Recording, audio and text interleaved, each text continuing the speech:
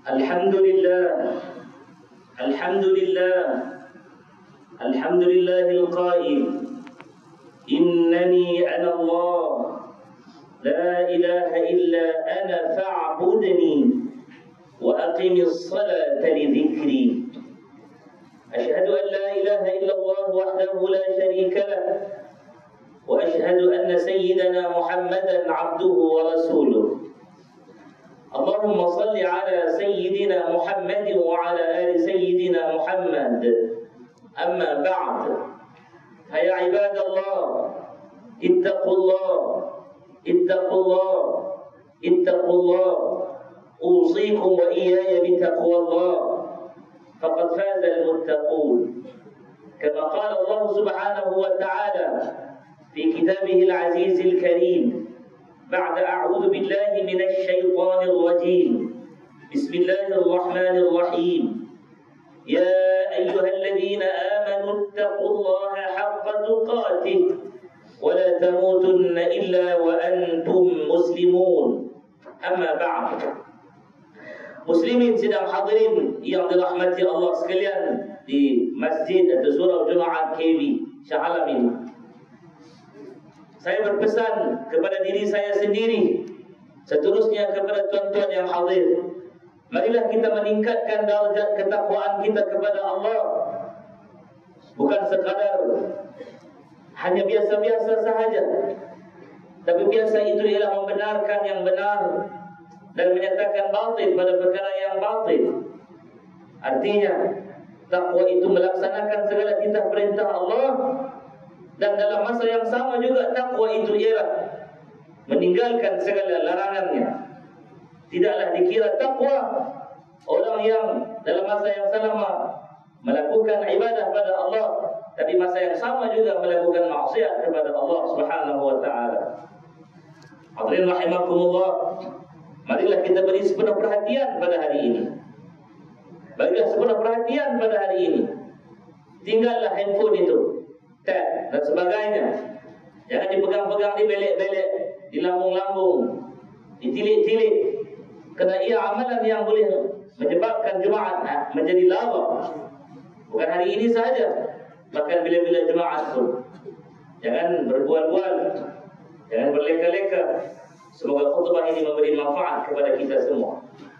Mimbar yang mulia di KB pada hari ini membicarakan khutbah yang bertajuk ancaman untuk yang melalaikan salat. Saya ulang, ancaman untuk yang melalaikan salat. Hadirin yang dirahmati Allah, kalian yang hadir ini namanya lelaki dari jantinanya. Daripada sujud perjawatannya, kalian adalah ketua, pemimpin. Seperti Allah menyatakan, A'udzu billahi minasyaitonir rajim, bismillahirrahmanirrahim. Ar-rijalu qawwamuna 'alan nisa'. Lelaki itu menjadi pelindung, pemimpin, menjaga ke atas para wanita. Maka kalianlah besok yang akan ditanya oleh Allah Subhanahu wa taala awalnya, kerana kalian bertanggungjawab seperti firman Allah lagi, qu anfusakum wa ahlikum nara.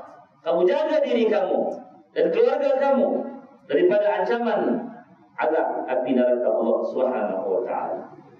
Islam dibina atas 5 perkara, dan salat merupakan salah satu daripadanya. Maka kewajiban melaksanakan salat ini terletak di atas bahu umat Islam yang mukallaf, baik lelaki maupun wanita. Dan inilah tugas kalian untuk balik dan menyampaikan apa yang kalian perolehi daripada khutbah ini kepada para isteri dan juga wanita serta anak-anak di bawah jagaan kalian. Maka ia mesti ditunaikan pada waktu yang ditetapkan. Kita mauquta, kata Quran. Banyak ayat-ayat Allah Subhanahu wa taala memerintahkan umat Islam mendirikan salat. Antaranya dalam surah An-Nisa ayat 103. Inna salata kanat 'alal mu'minina kitaban mawquta. Sesungguhnya sembahyang itu adalah satu ketetapan yang diwajibkan ke atas orang-orang beriman. Orang tak beriman memang tidak diwajibkan pun, bahkan tidak disuruh pun. Kerana dia memang telah kufur pada Allah, dia disuruh untuk serah diri dulu pada Allah. Kita yang telah beriman mesti tunaikan salat kitaban mawquta, pada waktu-waktu yang tertentu ketetapannya. Salat, sembahyang dapat membersihkan diri umat Islam daripada dosa-dosa kecil di masa lalu. Dengan itu salat yang didirikan dengan istiqamah dalam semua keadaan membawa kita dekat sebenarnya kepada Allah Subhanahu wa taala, bukan bawa kita jauh daripada Allah.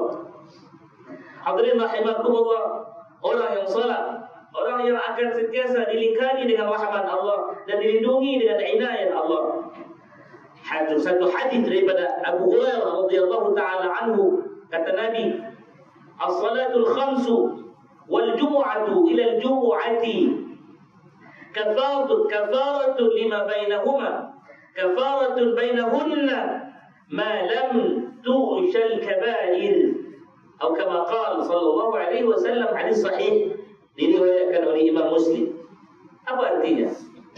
Salat 5 waktu, as-salatul khamsu, dari maghrib, isya, subuh, zuhur dan asar. Kenapa kita kira maghrib?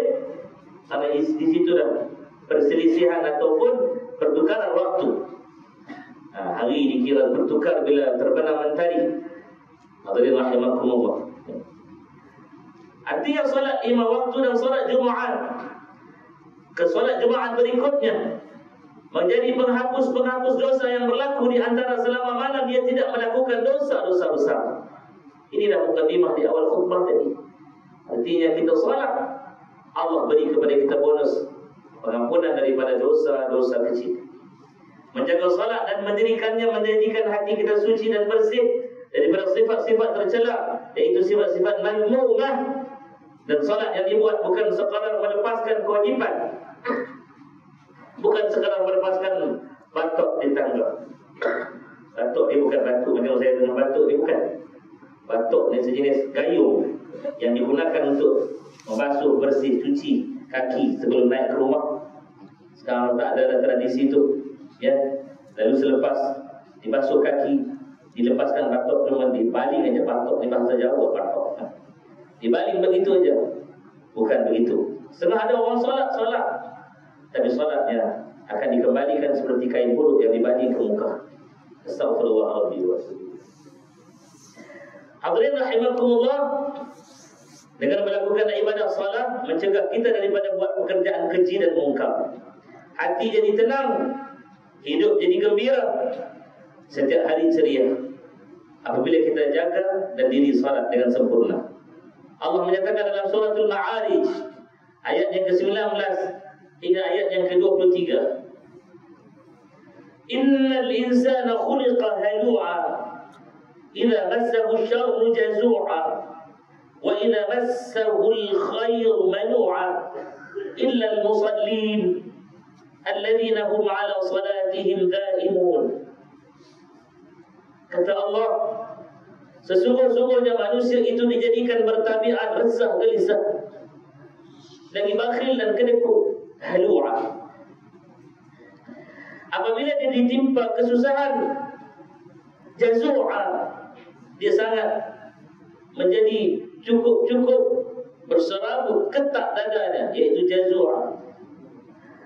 Wa idza massahu al-khairu manu'a, dan apabila dia beroleh kesenangan, dia jadi sangat bakhil dan kedekut. Bersilih ganti resah gelisah, ketak dada dengan bakhil dan kedekut. Illa al-musallin, kata Allah, kecuali orang-orang yang salat, yang sembahyang. Siapa mereka? Alladzina hum 'ala salatihim da'imun. Itulah orang yang tetap mengerjakan sembahyang selama-lamanya mereka hidup hayat di kandung badan. Maka jangan kita jadi sebahagian golongan yang ambil mudah tentang mendirikan salat. Allah memberikan ancaman dalam Quran akan ada golongan yang mensia-siakan salat, lalu mereka hidup dengan mengikut rasa nafsu syahwat, suka buat maksiat, dan mereka lah golongan yang akan diazab Allah dengan azab yang sungguh dahsyat.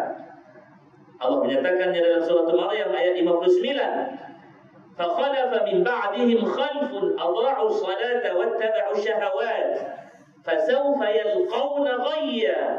Artinya, kemudian mereka digantikan oleh keturunan-keturunan yang mencuaikan, mengabaikan, mempermain-mainkan salat, yaitu sembahyang, serta menurut hawa nafsu dengan melakukan maksiat, maka mereka akan menghadapi azab dalam neraka Allah.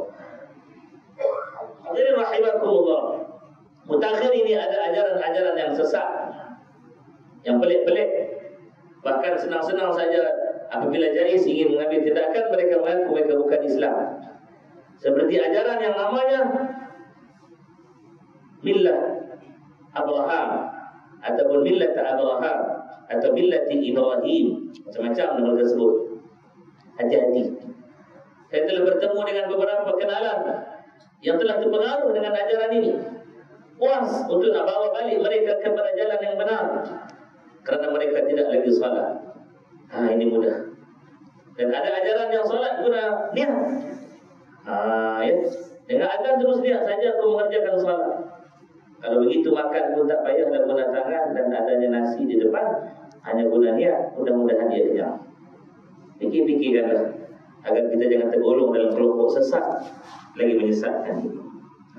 Satu hadis daripada Ibn Abbas radhiyallahu taala anhuma, Rasul sallallahu alaihi wasallam bersabda, "Ihfazillah yahfazka, ihfazillah tajidhu tujahaka."